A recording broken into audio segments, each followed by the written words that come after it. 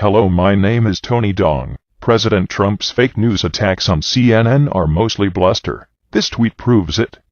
President Trump claims to regard CNN, in general, and Jim Acosta, in particular, as peddlers of fake news who fabricate sources, and should not be trusted. Yet when his administration wanted to push back against Russia's assertion that Trump accepted Russian President Vladimir Putin's denial of election meddling during a meeting Friday, it turned to Acosta to report its side of the story. The selection of CNN's senior White House correspondent shows that Team Trump, despite all the bluster, believes that Acosta and his network are generally credible, that a report with CNN's name on it carries enough weight to help counter the Kremlin, even with a single, unnamed source as its basis. That does not mean Trump's frustration with CNN's critical coverage is entirely manufactured. It means that when he says they've hurt themselves very badly, as he did Thursday in Warsaw, he doesn't actually believe that the network's reputational damage is serious enough to render its reporting meaningless. If that were the case, providing information for Acosta's coverage would be a waste of time.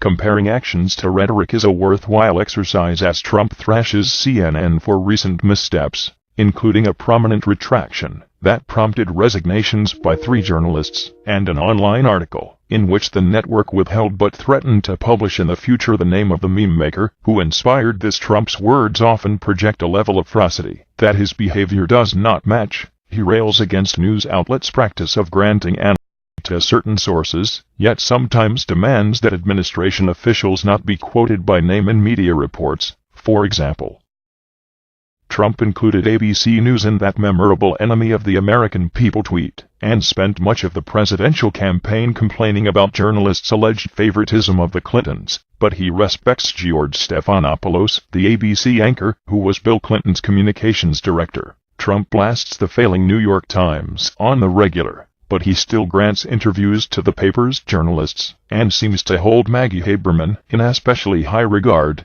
despite her tough coverage. The president's broadsides against the media are strategic and effective, but whether they are fully authentic is another matter. Thank you for watching. For the follow-up, subscribe to the channel yourself here.